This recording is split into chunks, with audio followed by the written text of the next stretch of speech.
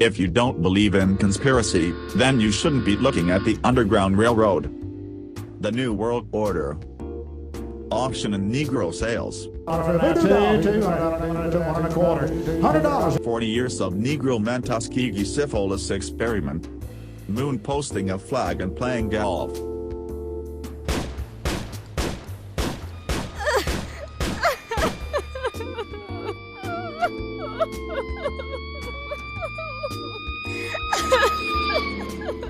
There are three truths: the dreadful bitter truth, your truth, and the Clifton Bradley Underground Railroad's truth.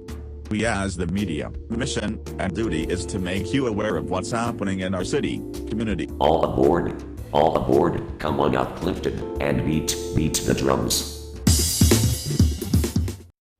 Bam, greet you in the words of Assalamu Alaikum, which means peace and blessings be upon you. I mentioned both Jesus and Muhammad's names. Peace be upon them both. You're looking at the Underground Railroad television show. We come on every Saturday night at 10:30, but you can catch us on YouTube 7 days a week, 24 hours a day. And say hi to the people in the United States, Canada, Asia, Africa, Europe, all these people. Thank you for watching, and I have some great guests on. And I'm gonna let them introduce themselves. I have Dr. Lee Warren of the Power Man Layton Show, and I have Brother Salim Muakil of WVON 1690. Your brain muscles. Okay, so please tell the people, and thank you for accepting the invitation. Well, thank you for inviting me, and I'm always available for you, Cliff. And I'm Dr. Warren from the Plum Show, the Power Layton Man.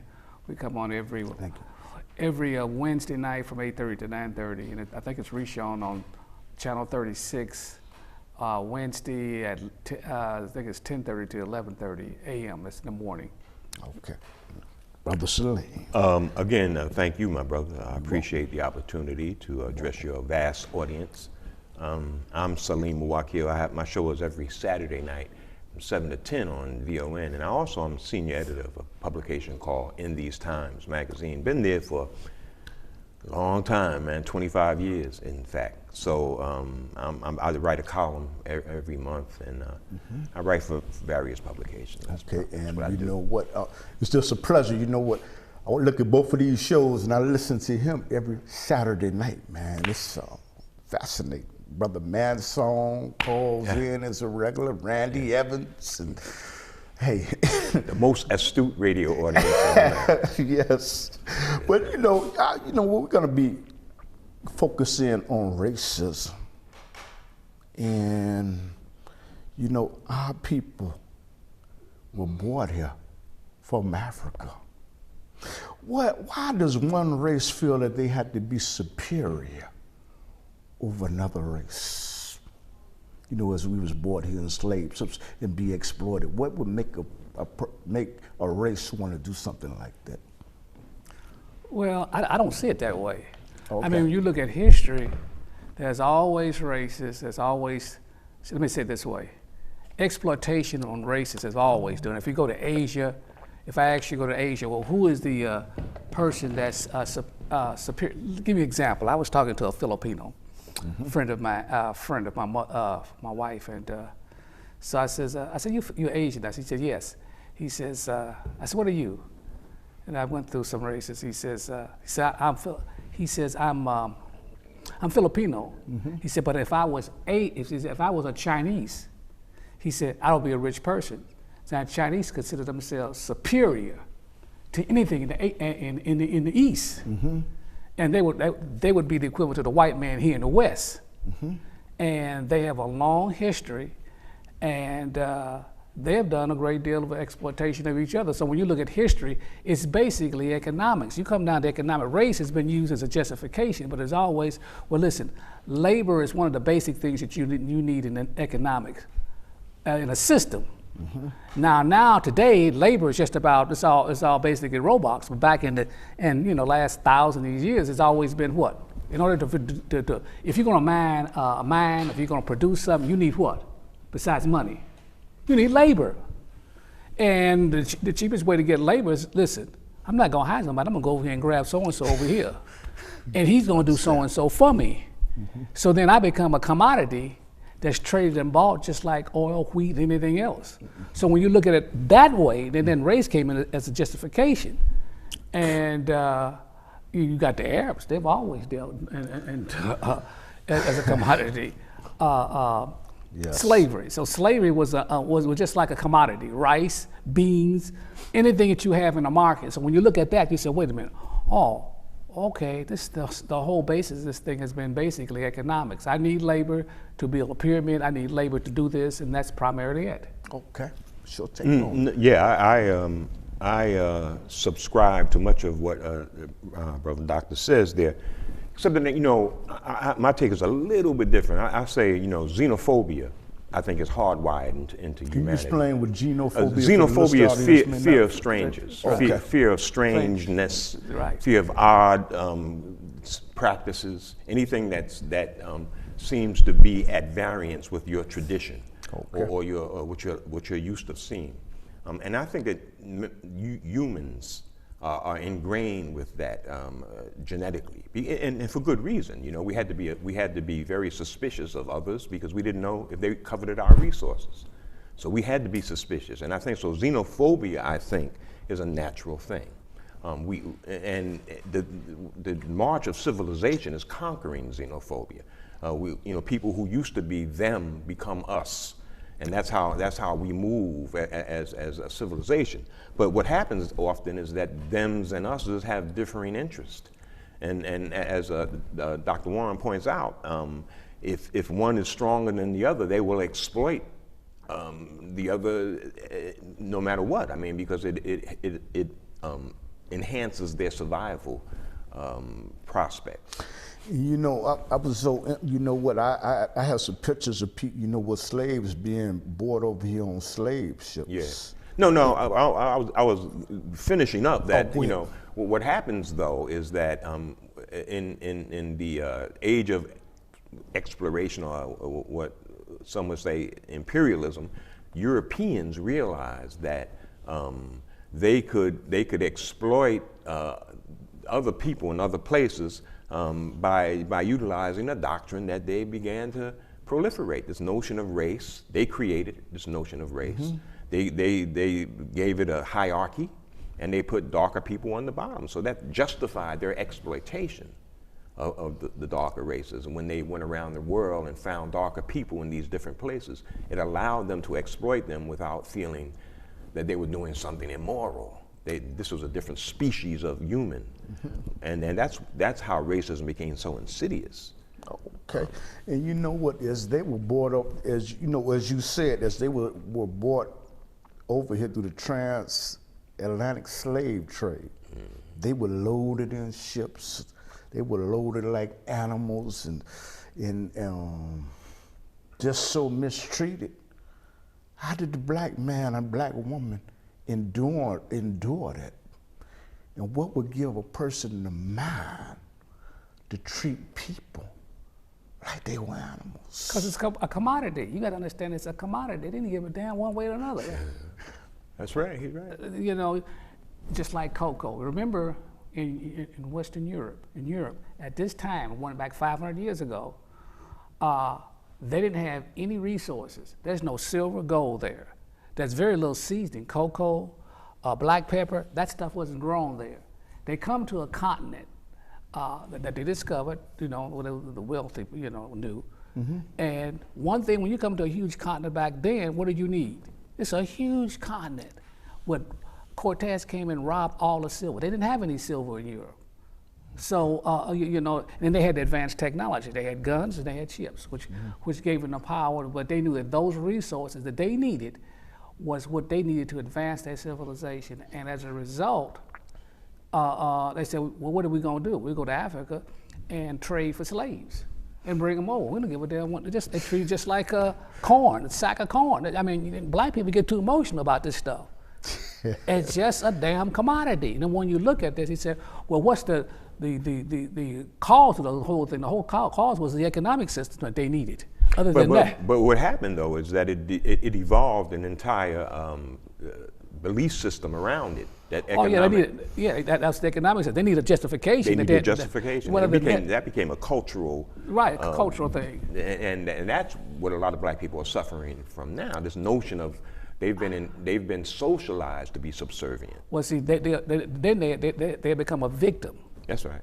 and I don't believe in victimology. Well, see, but See, people got. I said, listen, today I tell people I don't want to hear about no white man and his and your problems. If you got a product, if you got a mind, you can do something. But see, as long as you keep that concept, well, the white man, I said, a white man don't give a damn about you. You can't even get your neighborhood straight. Now, every neighborhood you go to, a Vietnamese, you go to all these neighborhoods in Chicago, you go through them, they all got in a basic economy. yep. But when you come into our neighborhood, you say, Well, but you know the reason for that. no, I don't. I know the reason, but see, the reason for that is primarily you got Pookie and Ray Ray running around here. But I mean, you know the reason for that. Well, see, you keep saying the reason. I don't look at that way. I think it's like somebody always a failure. Just take a guy that supports See, team. you may be right, Dr., but it doesn't do anything about our condition. Well, until we get to the reason for it. Until and if we you- get to the reason, then we can stop that dynamic. Until we get to the reason, that dynamic is going to replicate itself Well, continuously. as long as you keep that way, you're going to always have your neighborhood in a disaster. It's going to be always, and when you go into, say, a middle class neighborhood that's African American, they do have a basis. Like back in the, say, 60s and 70s, Peel Hill was the premier neighborhood. It was indeed. And you had a basic economy there that was able to support primarily employment. Why do you think that was? Because basically the people have developed some type of technical skills. Right. And see, as They long were as employed. they were employed. That's sir. basically. Now, what you have now, you got one hell of a situation here now, because everything is going. AI, artificial intelligence, is coming in. We are not trained. We right. have no training in that, and robot, all that technology, we have none. And in the next 4 or 5 years, you think things is bad now? It'll be hell. Well, okay, I got that. Now, but do you think that the architects of this society don't realize that? Don't you think they see down the line as well as you do? Oh yeah. When I say this, not only that, this is for white people too. When this stuff Exactly, comes, exactly. So they're gonna become the new black person. There you go. Have the same conditions. So it's going. So the social dynamics will be militating against the progress of this country unless there's some serious intervention, right? If we allow things to simply evolve as they are presently, we're in bad shape. Oh, we Unless all gonna be in bad. You don't think there's intervention that can help? No, it's too late. Okay. All right. It's too late. See, you know, one thing about an infection, I had cancer, and I had leukemia, and 50% of my bone marrow was cancerous. So I was coming to a point where I was very close to coming to a point that where you couldn't turn it around. I'm saying at this point now, we at a point where we can't turn. Thankfully, brother, you made it through. Yeah, I'm blessed in that. But I'm Yes, saying sir. you come to a point where you say, this thing is real close where you can't Yeah. hardly turn it damn Yes, around. sir. And see, you got so much hopeless and despair now. Yes. And until the people come to some realization, well, what can we do under these present conditions? What are the things that we have available? Just like when you go to war. What are things that we can do? And until we look at that, it's going to be a long, hard drive. Because it's worse now in the 60s and 70s. You go to the 2000s, everything is becoming high tech, and basically African Americans have always served as labor. That's right.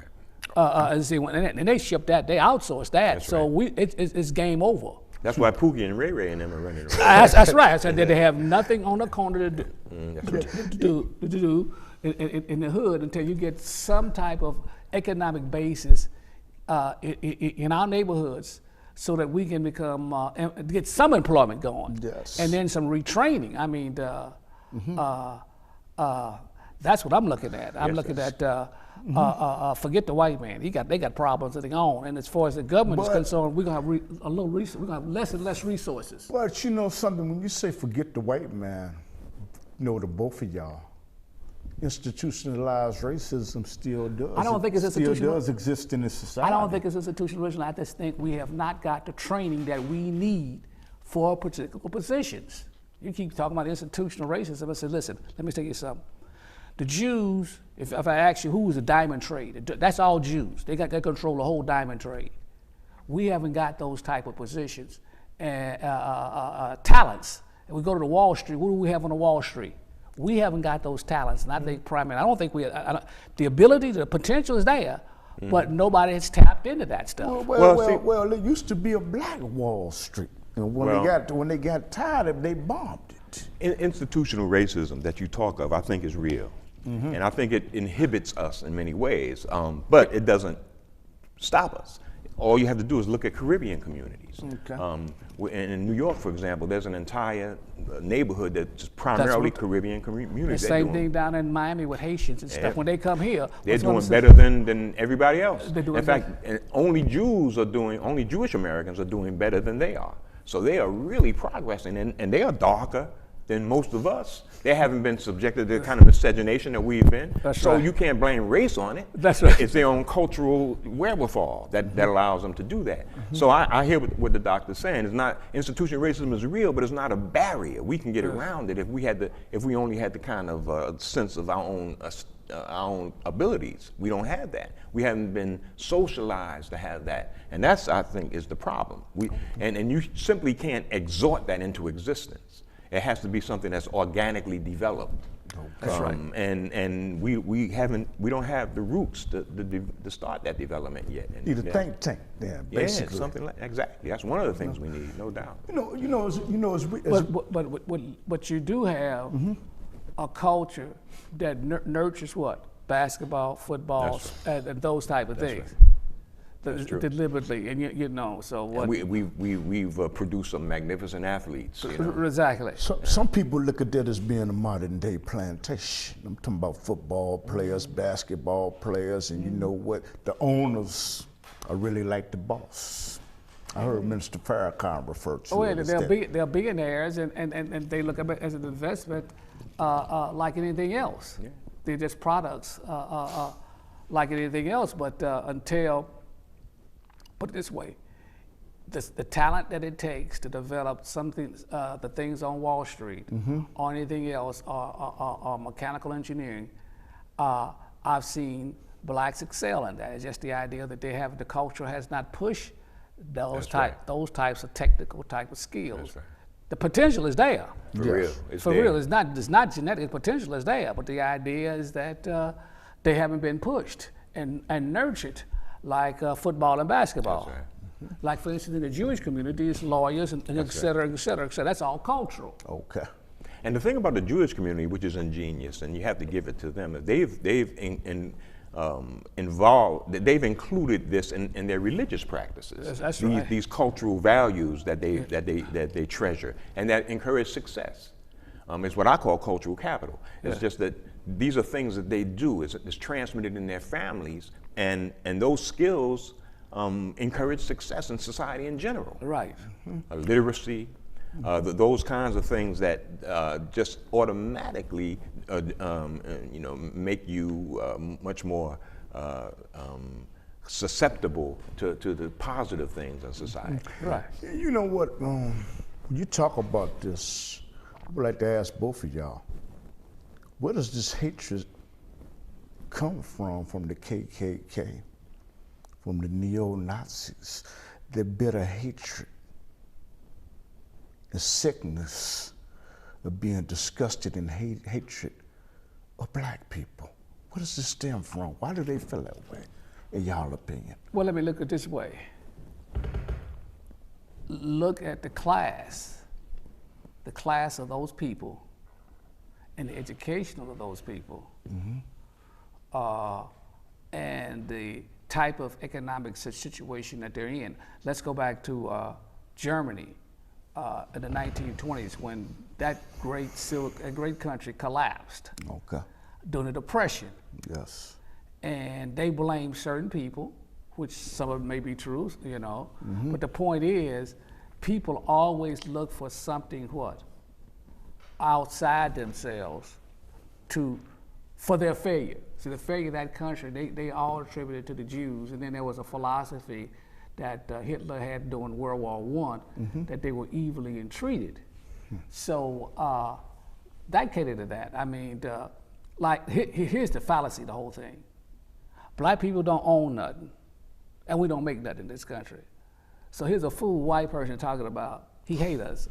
I said, you got to be stupid as 60 jackasses lined up. Here we don't own nothing, we don't make nothing. So who exactly is your enemy?